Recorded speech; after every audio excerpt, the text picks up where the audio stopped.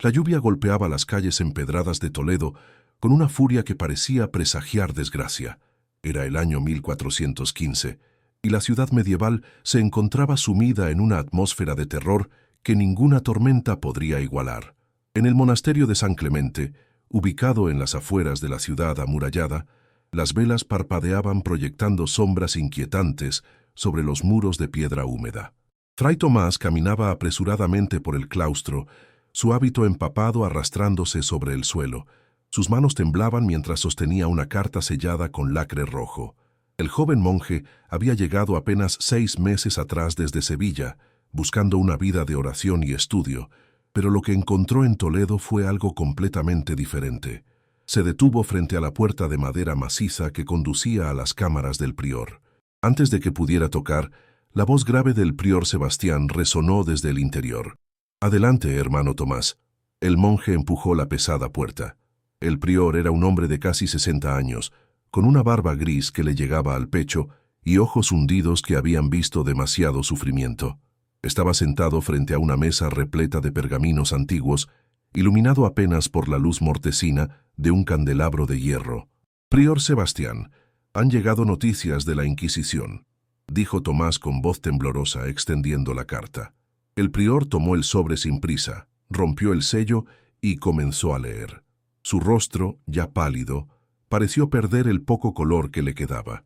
Dejó caer la carta sobre la mesa y se llevó las manos al rostro. «¿Qué ocurre, padre?», preguntó Tomás, sintiendo cómo el miedo trepaba por su espalda como dedos helados. «El inquisidor Diego de Alcaraz ha muerto esta madrugada», respondió el prior con voz hueca, pero sus últimas palabras: «Dios se apiade de nosotros». Tomás sintió que sus rodillas amenazaban con ceder. Diego de Alcaraz. El nombre solo bastaba para sembrar terror en toda Castilla. Durante 20 años, aquel hombre había perseguido herejes con una crueldad que desafiaba toda comprensión cristiana. Se decía que había enviado a más de 300 almas a la hoguera y que disfrutaba observando cómo las llamas consumían la carne de los condenados. «¿Qué dijo antes de morir?», preguntó Tomás, aunque parte de él no quería saberlo. El prior levantó la carta con mano temblorosa y leyó en voz alta: «Ni siquiera la muerte detendrá mi deber sagrado. Cuando la fe de los hombres comience a pudrirse, me levantaré de mi tumba para juzgar a los impuros.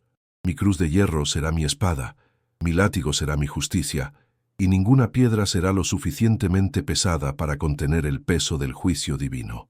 Un silencio sepulcral cayó sobre la habitación. La lluvia arreciaba afuera y el viento hacía chirriar los postigos de madera. «Lo enterrarán aquí», continuó el prior, dejando caer la carta. «Mañana al mediodía, en las criptas bajo el monasterio, junto a los antiguos obispos. La Inquisición así lo ha ordenado». «¿Aquí? ¿Por qué aquí?». La voz de Tomás sonó más aguda de lo que hubiera deseado. «Porque este monasterio fue fundado sobre tierra consagrada hace más de 200 años. Creen que el poder de este lugar sagrado contendrá cualquier influencia maligna que pueda quedar». Sebastián se puso de pie lentamente, sus huesos crujiendo con el movimiento. Se acercó a la pequeña ventana que daba al cementerio del monasterio. Desde allí se podía ver las lápidas inclinadas, algunas tan antiguas que las inscripciones se habían borrado por completo. «Hermano Tomás», dijo sin volverse, «hay algo que debes saber, algo que pocos conocen sobre Diego de Alcaraz». El joven monje se acercó, intrigado a pesar de su miedo. Hace 30 años, cuando era apenas un sacerdote recién ordenado, Diego llegó a Toledo persiguiendo a un grupo de supuestos herejes. Los encontró en una casa abandonada en el barrio judío, practicando lo que él llamó ritos oscuros. Los arrestó a todos, 13 personas incluyendo mujeres y niños. Sebastián hizo una pausa. Su respiración se había vuelto pesada. Los torturó durante semanas en las mazmorras de la Inquisición. Uno por uno fueron confesando crímenes que probablemente nunca cometieron. Todos fueron quemados en la Plaza Mayor. Pero antes de morir, la líder del grupo, una anciana llamada Miriam, lo maldijo frente a cientos de testigos. «¿Qué dijo?», susurró Tomás. «Dijo que su alma quedaría atrapada entre la vida y la muerte, que su cuerpo no conocería paz en la tumba, que cuando el mal que él mismo sembró comenzara a dar frutos, él sería el primero en cosecharlos». Diego se rió de sus palabras, pero desde ese día algo cambió en él. Se volvió más cruel, más obsesionado con la pureza y el castigo. Un relámpago iluminó la habitación, seguido inmediatamente por un trueno que hizo temblar las paredes de piedra. Ambos monjes se sobresaltaron. ¿Cree que la maldición era real?, preguntó Tomás. El prior finalmente se volvió para mirarlo. Sus ojos reflejaban un miedo profundo y ancestral. No lo sé, hijo, pero sí sé que Diego de Alcaraz murió con los ojos abiertos y que ninguno de los hermanos que estaban con él pudo cerrarlos. Sé que su cuerpo está rígido como el hierro, con las manos cerradas alrededor de su cruz de plata y su látigo de penitencia. Y sé que la habitación donde falleció ahora huele permanentemente a incienso, aunque nadie ha encendido ninguno. Tomás sintió un escalofrío recorrer todo su cuerpo. Afuera, la tormenta continuaba su furia implacable. «Mañana llegará el cortejo fúnebre al mediodía», continuó Sebastián. «Prepara las criptas. Asegúrate de que todo esté en orden. Y reza, hermano Tomás. Reza como nunca antes lo has hecho». Esa noche, Tomás apenas pudo dormir. Su pequeña celda en el monasterio parecía más fría que de costumbre, y cada sombra proyectada por la luna parecía moverse con vida propia. Intentó rezar, pero las palabras se le atascaban en la garganta, reemplazadas por el eco de la maldición que el prior había compartido. Cerca del amanecer, cuando finalmente estaba quedándose dormido, un sonido lo despertó bruscamente. Era un arrastrar lento y pesado, como si algo muy pesado estuviera siendo arrastrado por el pasillo de piedra fuera de su puerta. El sonido se detuvo frente a su celda. Tomás contuvo la respiración, sus ojos fijos en la delgada línea de luz bajo su puerta. Una sombra oscureció esa luz, y por un momento que pareció eterno, algo o alguien se quedó allí, inmóvil. Luego, tan repentinamente como había llegado, la presencia se alejó, y el sonido de arrastre continuó pasillo abajo hasta desvanecerse en el silencio. El joven monje permaneció despierto el resto de la noche, temblando bajo sus mantas, preguntándose qué había estado al otro lado de su puerta y por qué, en lo más profundo de su alma, sabía que no era nada humano. Cuando las campanas del monasterio anunciaron el alba, Tomás se levantó con ojos enrojecidos y corazón acelerado. El día del entierro había llegado, y con él el comienzo de algo que cambiaría Toledo para siempre. El mediodía llegó envuelto en una niebla espesa que parecía surgir de la tierra misma.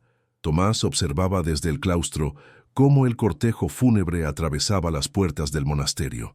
6 hombres vestidos de negro llevaban el ataúd de madera oscura sobre sus hombros, avanzando con pasos lentos y medidos sobre las piedras húmedas del patio.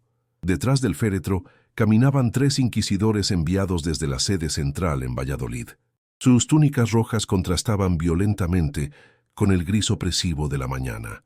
El más anciano, un hombre alto y encorvado llamado Padre Rodrigo, portaba un crucifijo de plata tan grande que parecía pesarle en las manos. «Que Dios nos proteja», murmuró Fray Alonso, un monje veterano que había servido en el monasterio durante 40 años.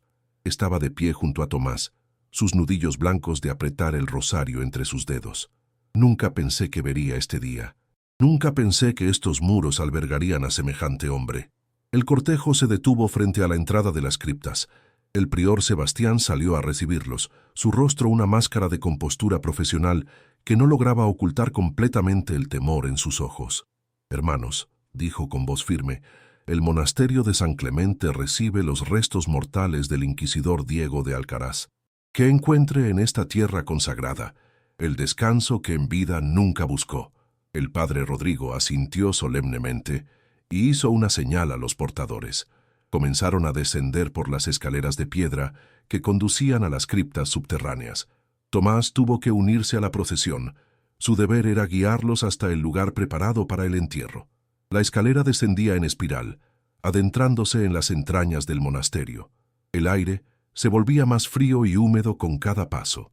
Las antorchas que Tomás había colocado esa mañana proyectaban sombras danzantes sobre los muros de piedra antigua. En las paredes, nichos tallados contenían los restos de monjes y obispos que habían muerto siglos atrás. «¿Cuánto más abajo?», preguntó uno de los portadores, su voz resonando inquietantemente en el espacio cerrado. «Casi llegamos», respondió Tomás. aunque su propia voz sonaba temblorosa. «El lugar está en la cámara más profunda», como ordenó la Inquisición. Finalmente llegaron a una cámara amplia, circular, con el techo abovedado sostenido por columnas gruesas. En el centro de la sala había una tumba abierta, excavada directamente en la roca viva del suelo. A su alrededor, Tomás había colocado velas que ahora encendió una por una, creando un círculo de luz vacilante. Los portadores depositaron el ataúd junto a la tumba con un golpe sordo que resonó en la cámara como un tambor de guerra. El padre Rodrigo se adelantó, abrió lentamente la tapa del féretro y todos los presentes dieron un paso atrás involuntariamente. Allí yacía Diego de Alcaraz. Su cuerpo estaba vestido con la túnica negra de la Inquisición y sobre su pecho descansaban una cruz de hierro y un látigo de cuero trenzado con puntas metálicas. Pero lo que hizo que varios de los presentes se santiguaran rápidamente fue su rostro. Sus ojos permanecían abiertos, las pupilas dilatadas fijándose en algún punto del vacío. Su piel tenía un tono grisáceo, casi verdoso, pero sus facciones mantenían una expresión de determinación feroz, como si en el momento de morir hubiera estado luchando contra algo invisible. Sus labios estaban separados ligeramente, revelando dientes apretados en lo que parecía ser una mueca de rabia o dolor. «Por todos los santos», susurró Fray Alonso. «Sus ojos, intentamos cerrarlos», dijo el padre Rodrigo con voz tensa. 5 veces lo intentamos, pero cada vez que bajábamos sus párpados, se abrían nuevamente apenas retirábamos las manos. Es como si se negara a aceptar la muerte. El prior Sebastián se acercó al féretro con un hisopo y agua bendita. Comenzó a rociar el cuerpo mientras recitaba oraciones en latín. Cuando las gotas de agua tocaron el rostro de Diego de Alcaraz, Tomás habría jurado que vio un ligero estremecimiento recorrer los labios del cadáver. «Debemos sellarlo rápidamente», dijo Rodrigo.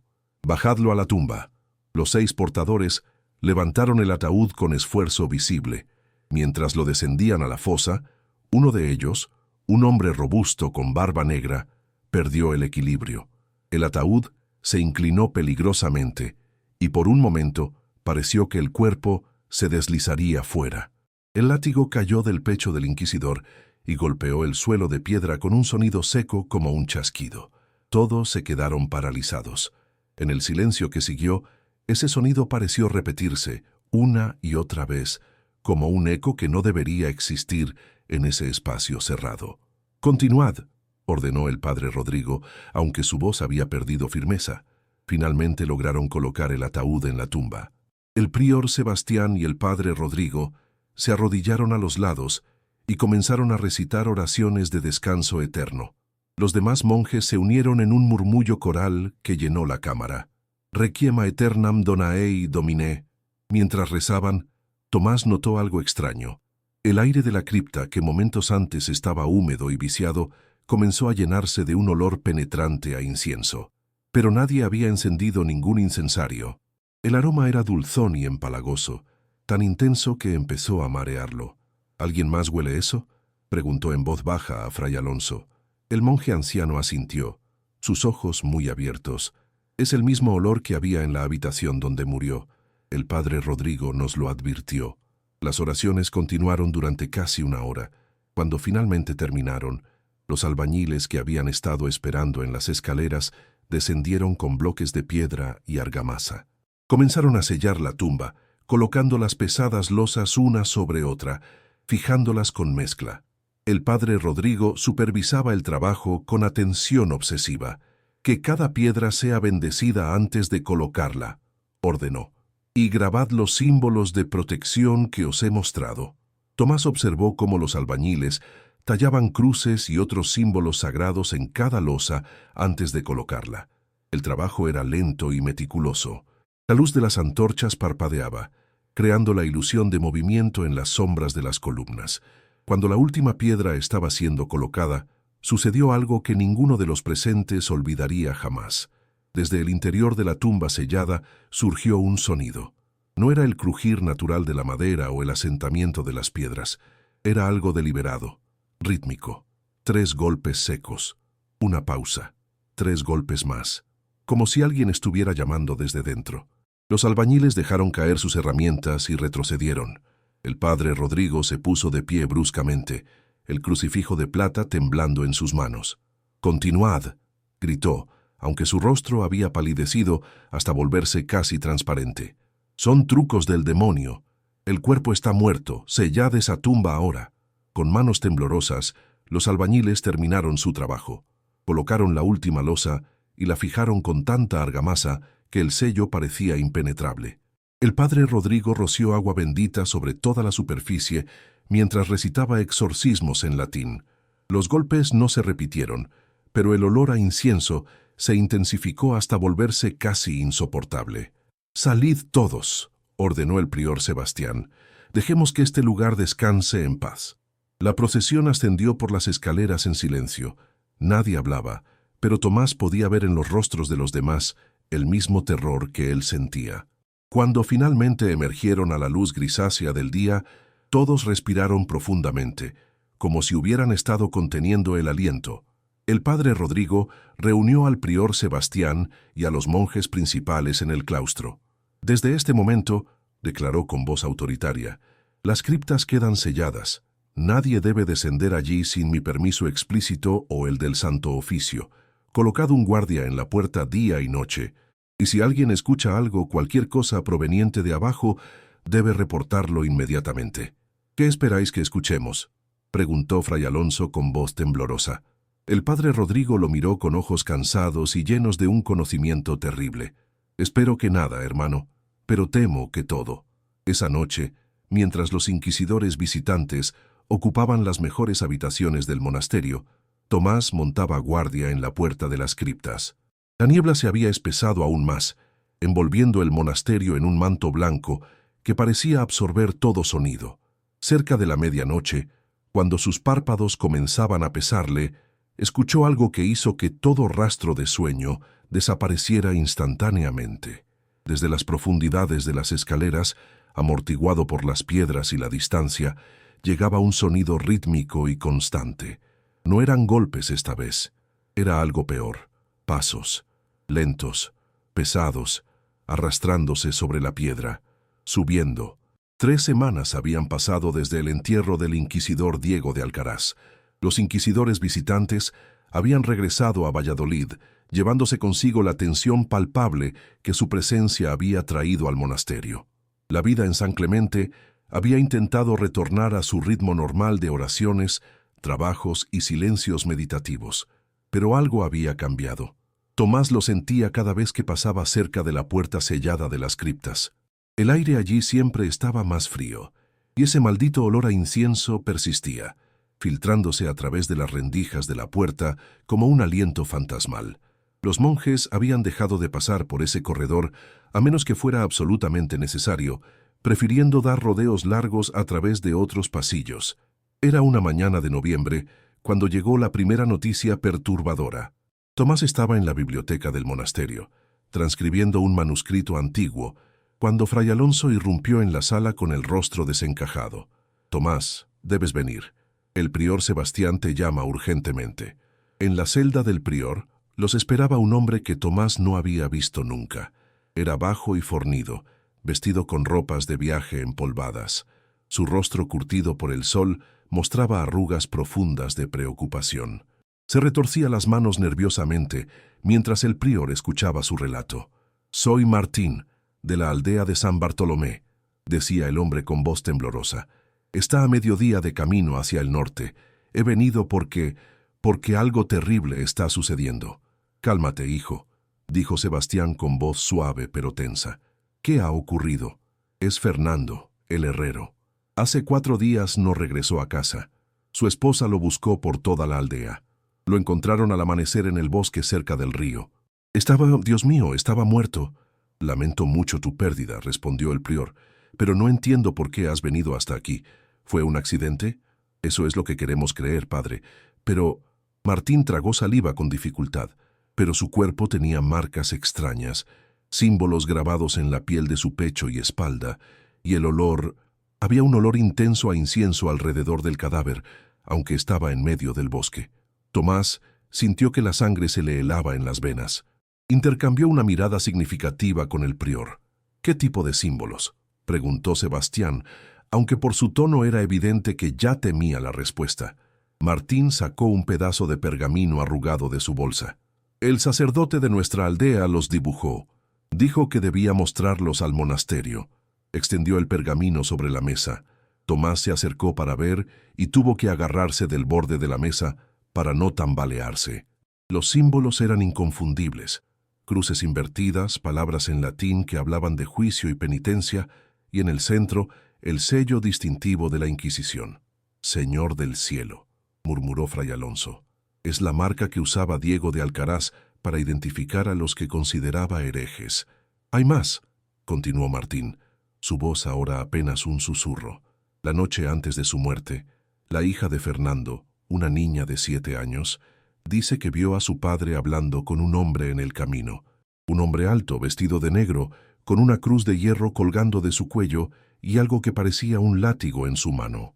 El silencio que siguió fue tan denso que Tomás podía escuchar los latidos de su propio corazón. «Debe ser una coincidencia», dijo el prior Sebastián, pero su voz carecía de convicción. «Tal vez algún bandido que encontró las vestimentas de un inquisidor muerto y las está usando para atemorizar a la gente». «¿Y los símbolos?», preguntó Tomás. «¿Cómo explicáis los símbolos exactos que usaba Diego de Alcaraz? Esos no eran conocidos públicamente». Nadie tenía respuesta para eso. Durante los siguientes días, más noticias llegaron al monasterio. Un comerciante de Toledo había sido hallado muerto en su casa, su cuerpo mostrando las mismas marcas extrañas. Una mujer en una aldea al este había desaparecido, y los vecinos juraban haber visto una figura oscura merodeando cerca de su casa la noche anterior, una figura que caminaba con un arrastre peculiar, como si sus piernas no funcionaran correctamente. Cada muerte, cada desaparición, venía acompañada del mismo detalle escalofriante, el olor penetrante a incienso que impregnaba el aire. El prior Sebastián envió mensajes urgentes a Valladolid, pero las respuestas tardaban en llegar. Mientras tanto, el miedo se extendía por la región como una plaga. La gente comenzó a hablar en susurros sobre el inquisidor que había vuelto de la tumba, sobre una venganza que trascendía la muerte. Una noche, 2 semanas después de la primera muerte, Tomás estaba realizando su turno de guardia nocturna en el claustro. La luna llena bañaba el patio con una luz plateada que convertía las sombras en pozos de oscuridad impenetrable. El silencio era absoluto, roto solo por el ocasional ulular de un búho en la distancia. Estaba a punto de completar su ronda cuando vio algo que hizo que su sangre se helara. En el extremo opuesto del claustro, junto a la fuente de piedra, había una figura de pie, inmóvil, observando. Tomás parpadeó pensando que sus ojos lo estaban engañando, pero la figura seguía allí. Era alta, vestida con lo que parecía ser una túnica oscura. La luz de la luna no alcanzaba a iluminar su rostro, que permanecía oculto en las sombras. «¿Quién anda ahí?», llamó Tomás, su voz sonando más aguda de lo que le hubiera gustado. «Identificaos». La figura no respondió, no se movió. Simplemente continuó allí, inmóvil como una estatua. Tomás dio un paso adelante, su mano buscando instintivamente el crucifijo que llevaba al cuello. «Este es un lugar sagrado.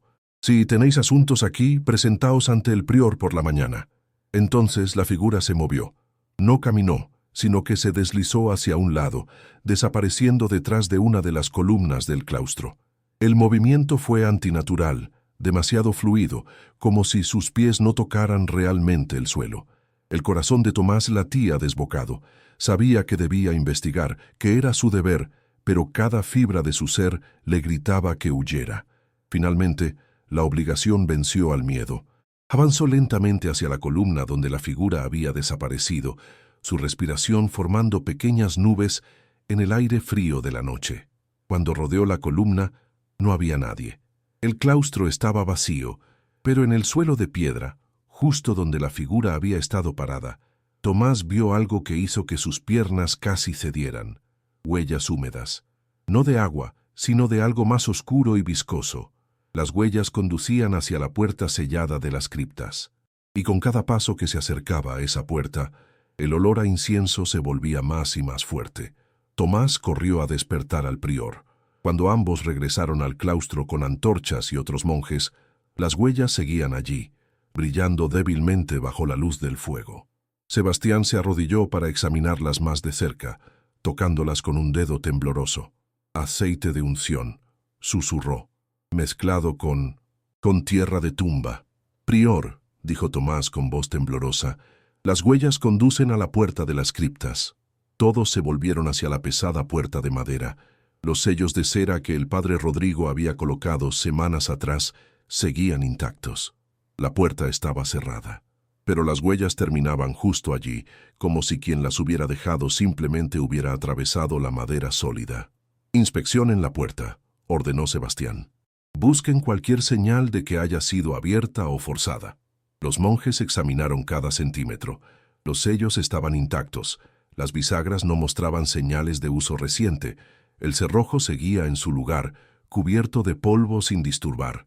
«Es imposible», murmuró Fray Alonso. «Nadie ha abierto esta puerta desde el entierro». El prior Sebastián se acercó a la puerta y presionó su oído contra la madera. Los demás monjes observaban en silencio, conteniendo la respiración. Después de un largo momento, Sebastián se apartó bruscamente, su rostro pálido como la cera. «¿Qué habéis oído?», preguntó Tomás, aunque no estaba seguro de querer saberlo. «Pasos», respondió el prior con voz hueca. «Pasos que descienden por las escaleras, alejándose, regresando a las profundidades». Esa noche, ningún monje en San Clemente pudo dormir. Se reunieron en la capilla y rezaron hasta el amanecer, sus voces uniéndose en himnos desesperados de protección divina. Pero en lo más profundo de sus corazones, todos sabían la verdad que ninguno se atrevía a pronunciar en voz alta. Algo se había levantado de la tumba del inquisidor Diego de Alcaraz y había comenzado a caminar entre los vivos, buscando almas que juzgar, pecados que castigar. El terror verdadero apenas comenzaba. La mañana trajo consigo una noticia que sacudió a todo Toledo. El cuerpo del alcalde Rodrigo de Mendoza había sido encontrado en su propia casa, en una de las mansiones más protegidas de la ciudad. Lo que hizo que esta muerte fuera aún más perturbadora que las anteriores era que Mendoza había muerto rodeado de guardias, tras puertas cerradas con llave desde dentro, en una habitación del segundo piso, sin otra salida que una ventana demasiado alta para que alguien pudiera alcanzarla desde el exterior. Y sin embargo, allí estaba su cuerpo, con los mismos símbolos de penitencia grabados en la piel, el mismo olor penetrante a incienso impregnando cada rincón de la habitación. Pero había algo más, algo que los guardias que descubrieron el cuerpo apenas podían articular entre sollozos de terror. Junto al cadáver del alcalde había un látigo de cuero con puntas metálicas, manchado de sangre fresca. El mismo látigo que había sido enterrado con Diego de Alcaraz. La noticia llegó al monasterio al mediodía, traída por un mensajero del Cabildo de Toledo, que casi cayó de su caballo en su prisa por llegar. El prior Sebastián recibió el mensaje con manos temblorosas, sabiendo que ya no podía seguir negando lo evidente. «Debemos abrir la tumba», dijo esa tarde en una reunión de emergencia con los monjes principales. Su voz era firme, pero sus ojos mostraban el peso terrible de esa decisión. «Debemos verificar si el cuerpo del inquisidor sigue allí». «Padre, no podemos», protestó Fray Alonso. «El padre Rodrigo nos ordenó específicamente no disturbar el sello. Y si abrimos la tumba y el cuerpo no está allí, ¿qué haremos entonces?» «¿Y si no abrimos la tumba?», replicó Tomás, sorprendiéndose de su propia valentía. «¿Cuántas más personas morirán mientras permanecemos en la ignorancia?». El debate se extendió durante horas. Finalmente, Sebastián tomó la decisión que sabía era inevitable desde el principio.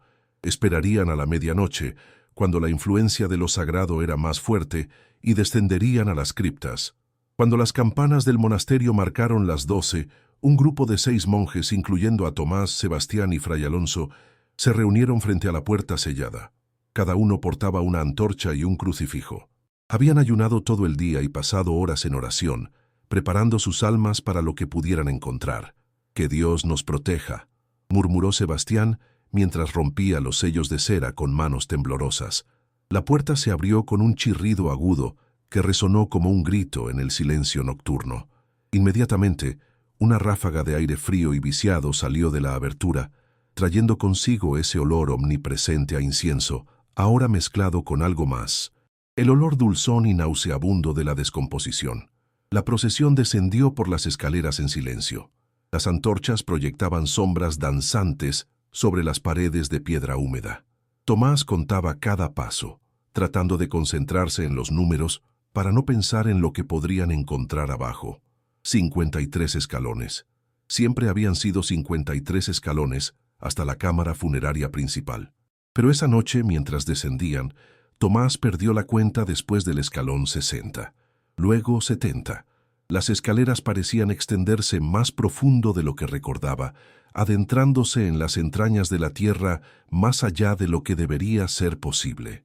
¿Alguien más nota que...? Comenzó a preguntar, pero su voz se apagó cuando finalmente llegaron a la cámara. Todo estaba exactamente como lo recordaban. Las columnas gruesas sosteniendo el techo abovedado. Los nichos en las paredes con los restos de monjes antiguos. Y allí, en el centro, la tumba sellada del inquisidor Diego de Alcaraz. Excepto que algo había cambiado. Las velas que Tomás había colocado alrededor de la tumba semanas atrás, velas que hacía mucho deberían haberse consumido, estaban encendidas. Sus llamas ardían con un brillo constante y antinatural, sin parpadear a pesar de las corrientes de aire que recorrían la cámara. «Esto no es posible», susurró Fray Alonso, sus palabras apenas audibles. «Las velas», dijo Tomás, su voz temblorosa. «Yo mismo las apagué después del entierro. Las vi apagarse». El prior Sebastián dio un paso adelante, elevando su crucifijo. «In nomine Patris et Filii et Spiritus Sancti», comenzó a recitar, su voz ganando fuerza con cada palabra. Se acercaron a la tumba sellada. Las losas de piedra que los albañiles habían colocado con tanto cuidado seguían en su lugar, las cruces y símbolos de protección tallados en ellas aún visibles a la luz de las antorchas. Pero algo más había sido añadido. Sobre la piedra más grande, la que cubría donde debería estar el pecho del inquisidor, alguien o algo había grabado palabras en latín. Las letras eran irregulares, como si hubieran sido talladas con prisa y furia desde abajo. «Judicium meum aeternum est», mi juicio es eterno, tradujo Sebastián, su voz apenas un susurro. «Prior», llamó uno de los monjes desde el otro lado de la cámara. «Mirad esto». Todos se volvieron. El monje señalaba el suelo cerca de una de las columnas. Allí, en el polvo acumulado de siglos, había huellas. Las mismas huellas húmedas de aceite y tierra que Tomás había visto en el claustro. Pero éstas no conducían hacia la tumba, conducían desde ella. Un rastro de huellas que comenzaba justo al borde de las losas selladas, como si alguien hubiera emergido directamente a través de la piedra sólida, y se extendía por el suelo hasta perderse en la oscuridad de uno de los túneles laterales que conectaban con las antiguas catacumbas de Toledo. «Debemos abrir la tumba ahora», dijo Sebastián con determinación repentina. «Traed las herramientas».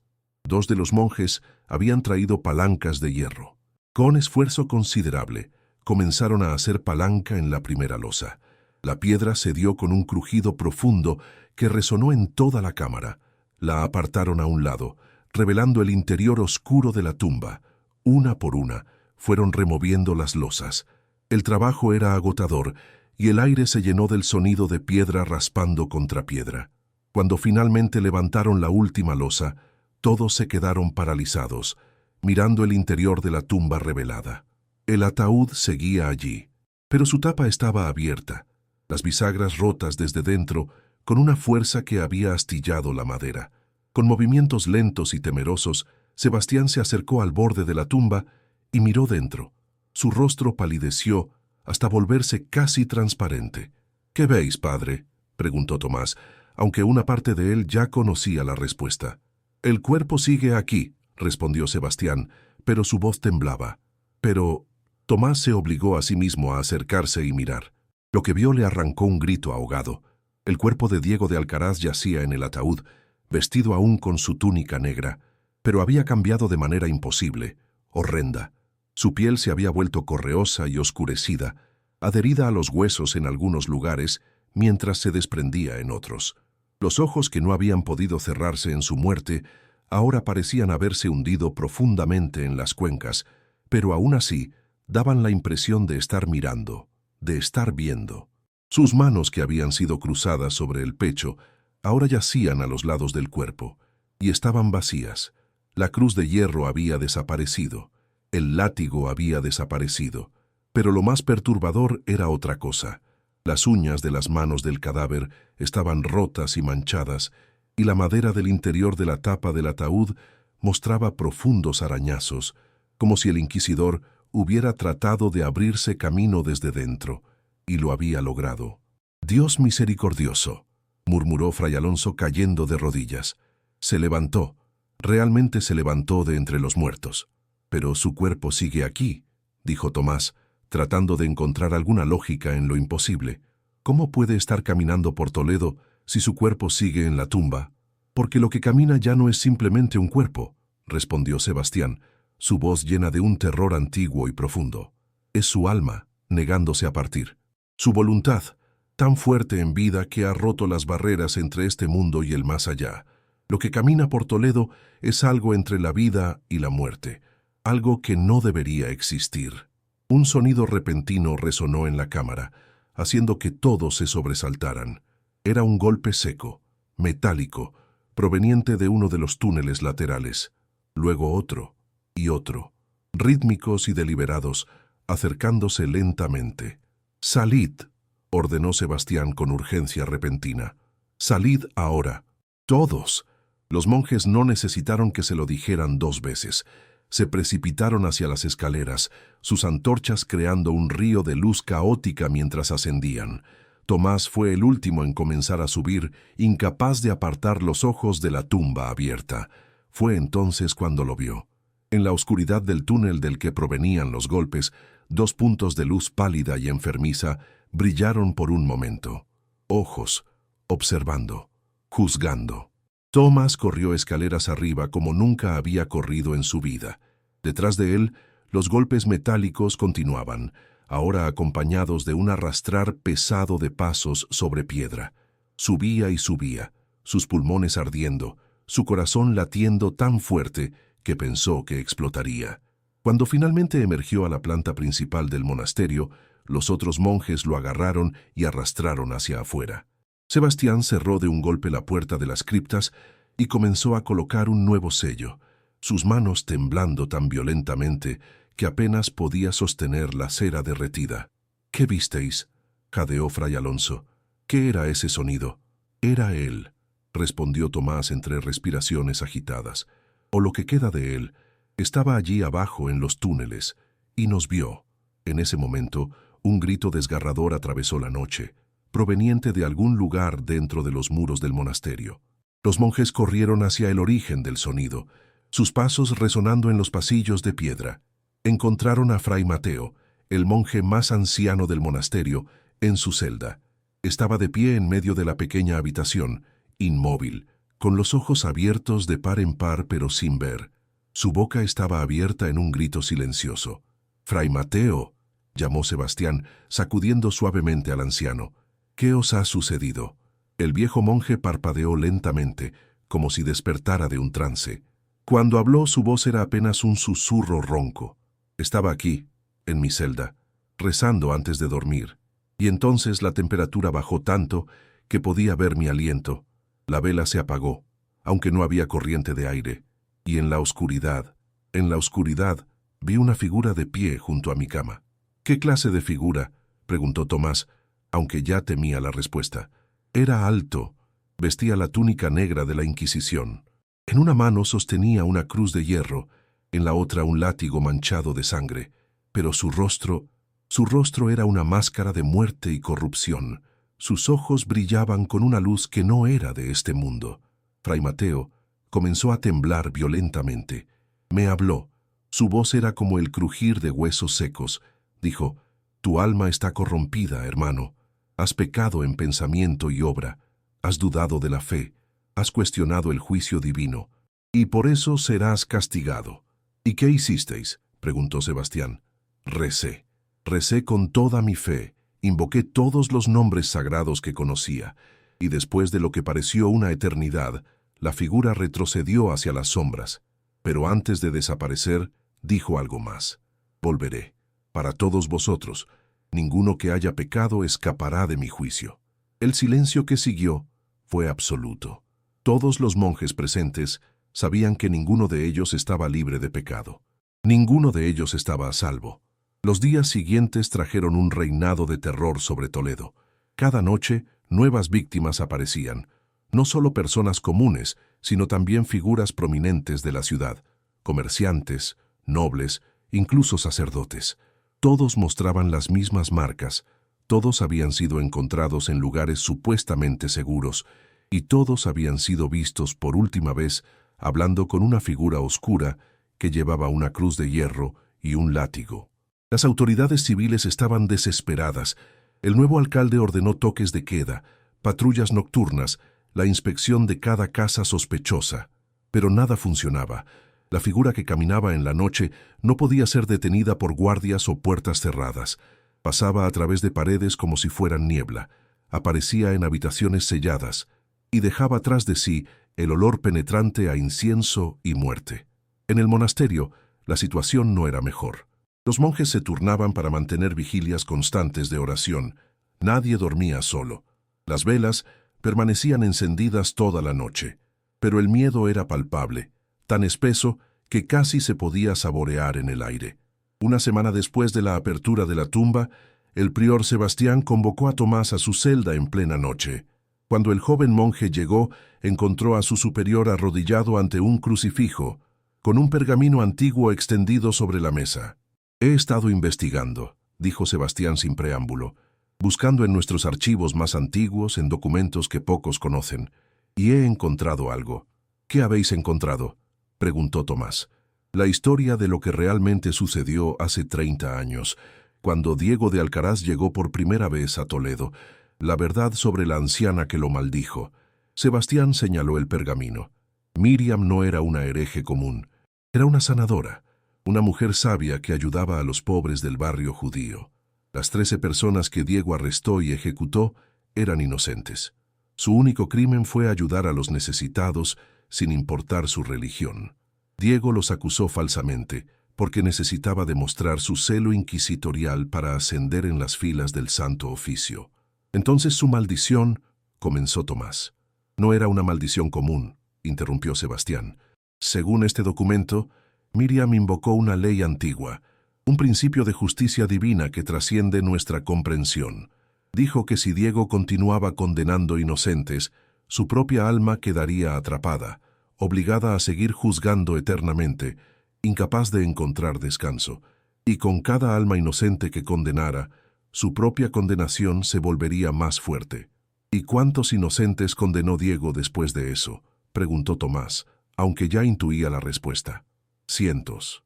Durante 20 años envió a cientos de personas a la hoguera.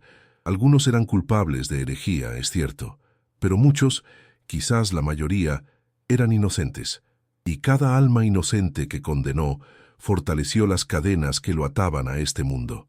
Sebastián se puso de pie con esfuerzo, sus huesos crujiendo. Esa es la razón por la que su cuerpo permanece en la tumba mientras su espíritu camina. Su alma está dividida, atrapada entre dos mundos. La parte de él que era humana yace en la tumba, pudriéndose, pero la parte que era el inquisidor, el juez implacable, esa parte se niega a descansar y continuará juzgando, castigando, matando, hasta que... ¿Hasta que qué?, presionó Tomás. Hasta que alguien rompa la maldición, o hasta que ya no quede nadie en Toledo a quien juzgar. Un golpe en la puerta los sobresaltó a ambos. Era Fray Alonso, con el rostro desencajado por el pánico. «Prior, venid rápido. Ha sucedido otra vez, pero esta vez es diferente». Los tres corrieron hacia el claustro. Allí, en el centro del patio, bajo la luz pálida de la luna, había una figura. No era un monje, era una mujer, vestida con ropas simples de campesina, arrodillada sobre las piedras frías. Cuando se acercaron, la mujer levantó la vista. Su rostro estaba surcado de lágrimas, y en sus manos sostenía algo envuelto en una manta. «Por favor», suplicó con voz quebrada, «por favor, ayudadme. Es mi hijo, mi pequeño hijo». Desarrolló la manta revelando a un niño de no más de 5 años. Estaba inconsciente, pálido como la muerte, y en su pequeño pecho Grabados con una precisión terrible, estaban los símbolos de juicio de Diego de Alcaraz. «Vino esta noche», sollozó la mujer. «La figura oscura. Entró en nuestra casa aunque todas las puertas estaban cerradas.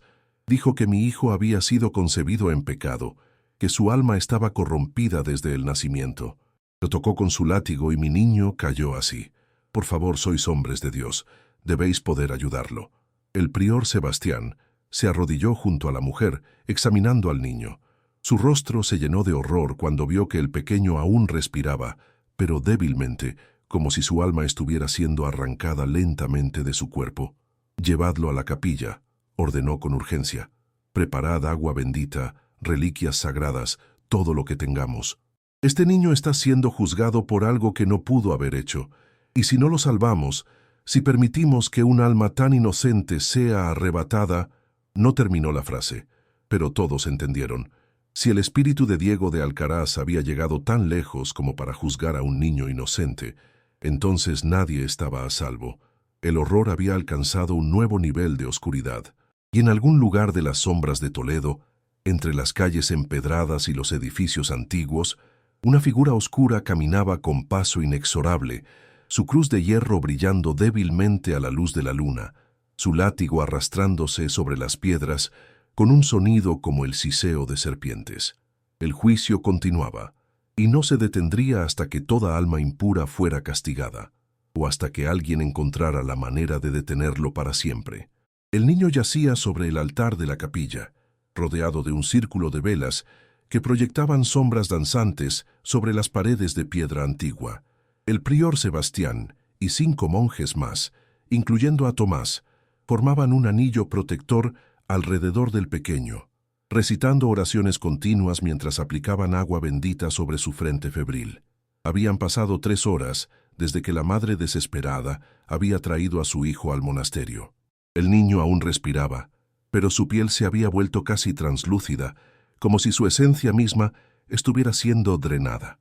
Los símbolos en su pecho brillaban con un resplandor enfermizo, pulsando al ritmo de su débil latido.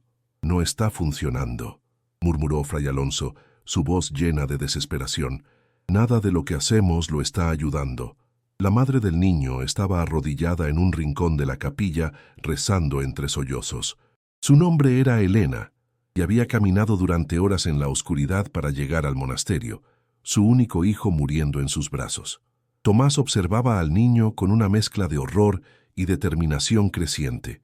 Durante semanas habían sido reactivos, esperando, rezando, escondiéndose. Pero ahora, viendo a ese pequeño inocente luchando por su vida, algo dentro de él se rompió y se reconfiguró en algo más fuerte. «Prior», dijo con voz firme que sorprendió incluso a él mismo. «Debemos confrontarlo». Sebastián dejó de rezar y miró a Tomás con ojos cansados. «¿Confrontar a qué, hijo? ¿Cómo se confronta a algo que no está vivo ni muerto? ¿Algo que puede atravesar paredes y aparecer en cualquier lugar? Vos mismo dijisteis que su cuerpo permanece en la tumba», respondió Tomás, «que su alma está dividida. Si destruimos el cuerpo, si lo reducimos a cenizas como hacen con los herejes, ¿no se rompería el vínculo que lo mantiene aquí?» Un silencio pesado cayó sobre la capilla. Los otros monjes intercambiaron miradas de incertidumbre y miedo. «Profanar una tumba es un pecado mortal», dijo Fray Alonso. «Quemar un cuerpo que ya fue enterrado con los rituales apropiados. Ese cuerpo no debería haber salido de su tumba», interrumpió Tomás con una pasión que lo sorprendió. «Ese hombre está matando inocentes, juzgando a un niño que apenas ha vivido. Si hay pecado en detenerlo, que ese pecado caiga sobre mí». El prior Sebastián cerró los ojos, su rostro mostrando el peso terrible de la decisión que debía tomar. Cuando los abrió, había en ellos una resolución férrea. «Fray Alonso, vos os quedaréis aquí con 2 hermanos más. Continuad las oraciones, proteged al niño con todo lo que tengáis. Tomás, tú vendrás conmigo. Traed aceite, mucho aceite, y antorchas. Si vamos a hacer esto, debe ser ahora, antes de que pierda el valor». 4 monjes descendieron a las criptas. Además de Tomás y Sebastián, los acompañaban Fray Benito y Fray Lucas, 2 hermanos jóvenes que habían insistido en ayudar a pesar de su evidente terror. Cada uno llevaba jarras de aceite y antorchas encendidas. La puerta de las criptas se abrió con el mismo chirrido agónico de antes. El aire que salió de la abertura estaba aún más frío que la última vez, y el olor a incienso se había mezclado con otro aroma, el hedor dulzón y penetrante de la carne podrida. Descendieron en silencio, cada paso una batalla contra el instinto de huir. Las escaleras parecían extenderse eternamente hacia las profundidades.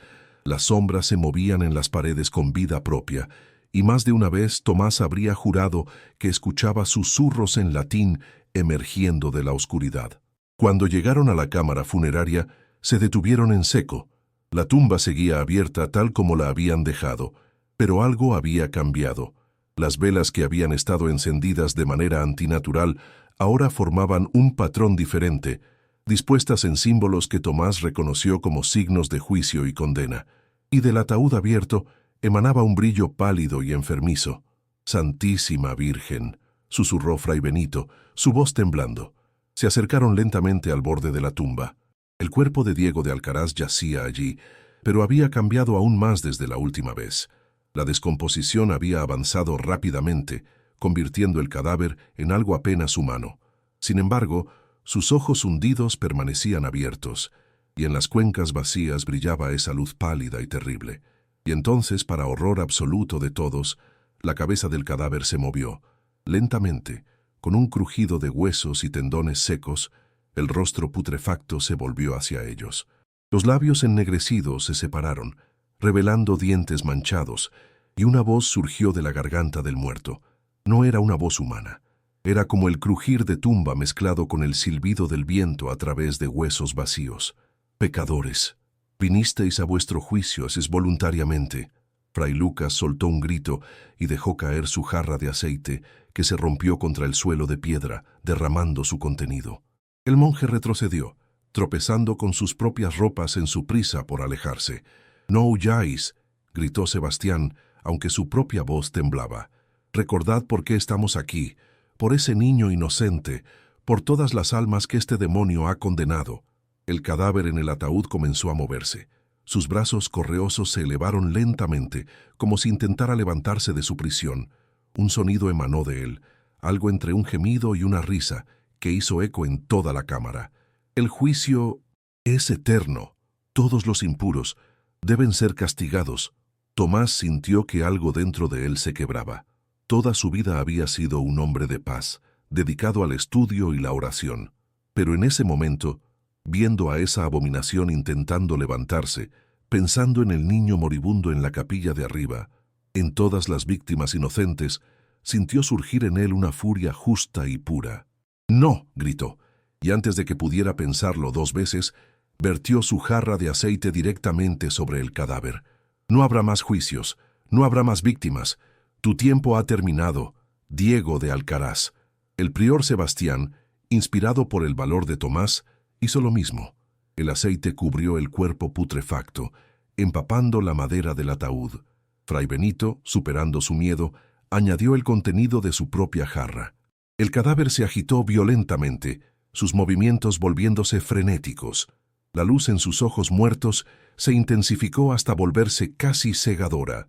La voz que surgía de él se transformó en un aullido de rabia inhumana. «¡Insensatos! No podéis destruir el juicio. No podéis detener la purificación».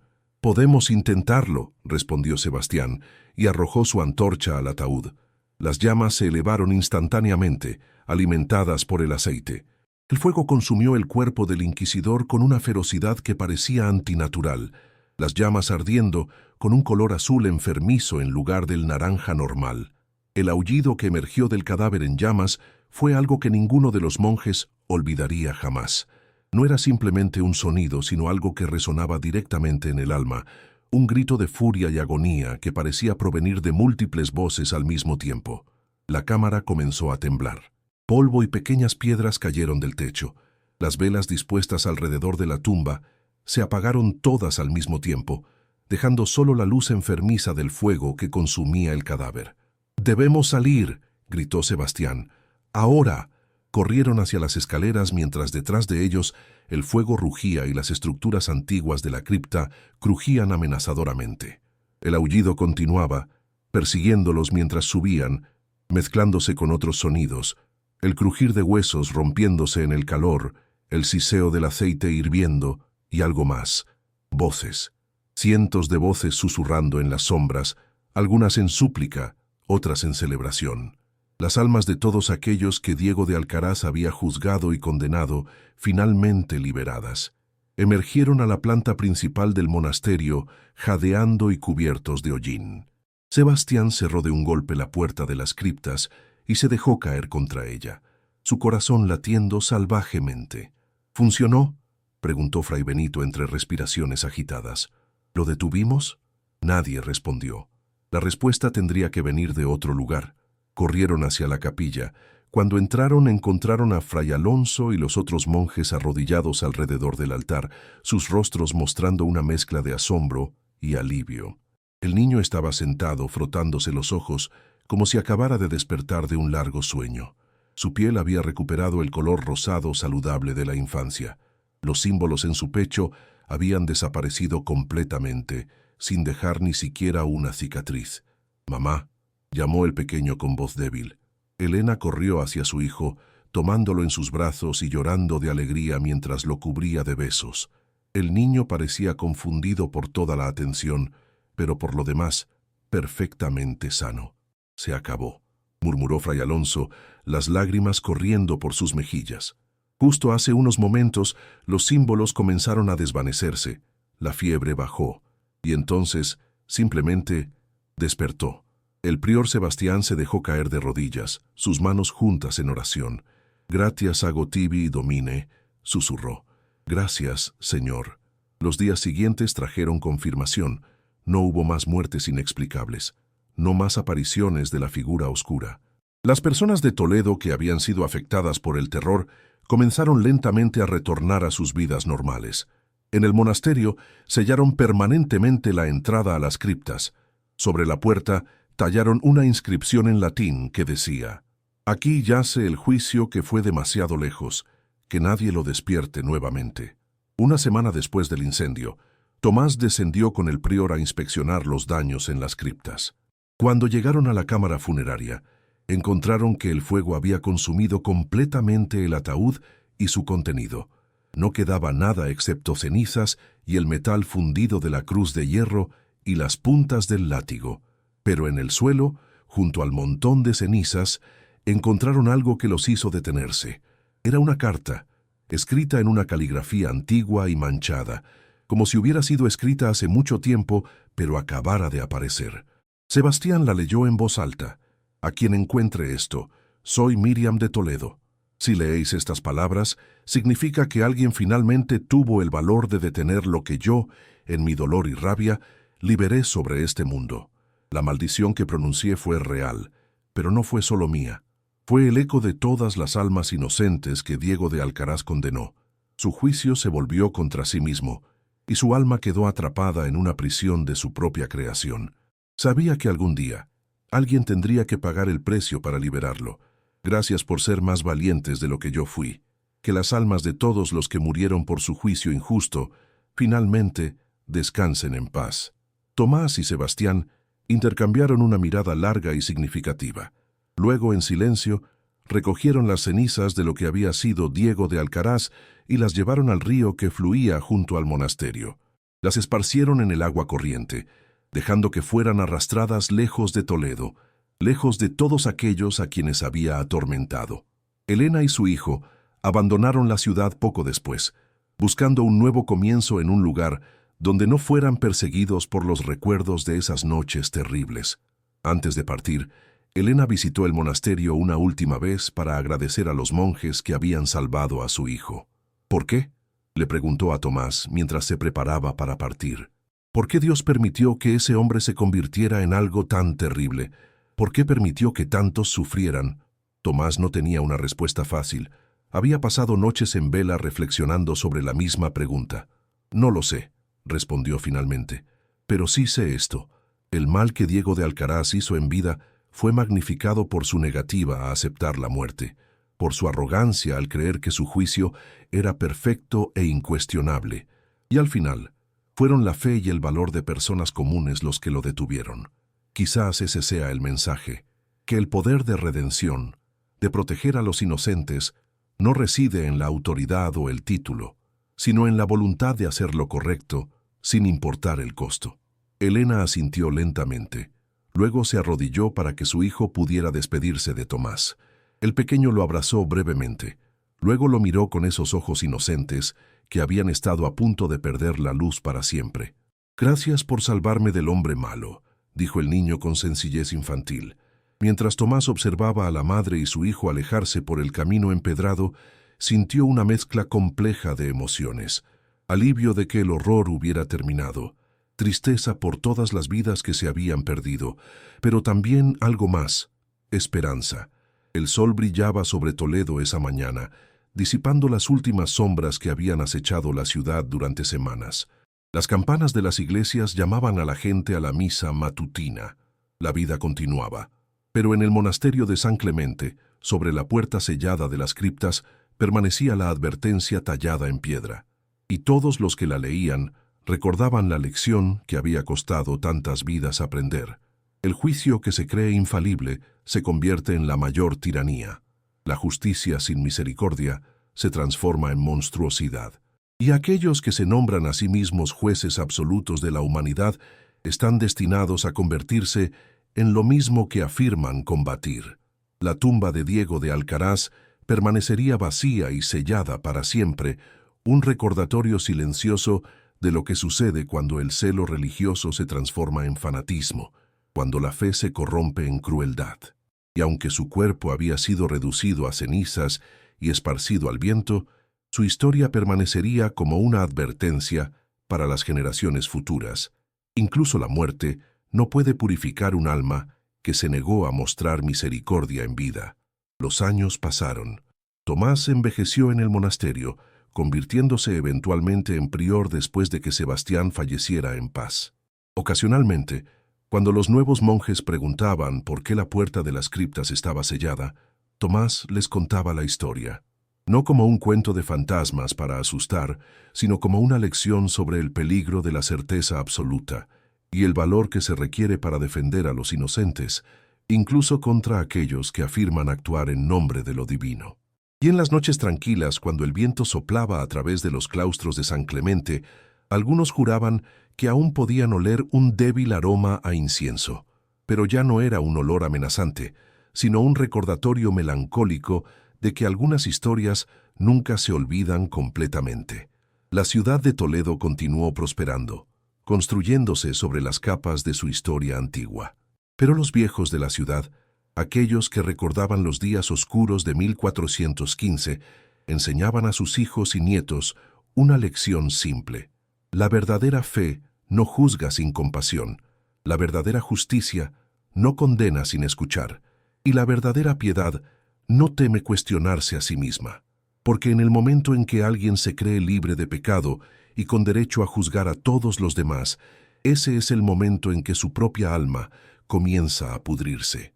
Y esa podredumbre, como demostró Diego de Alcaraz, puede persistir incluso más allá de la tumba. Fin.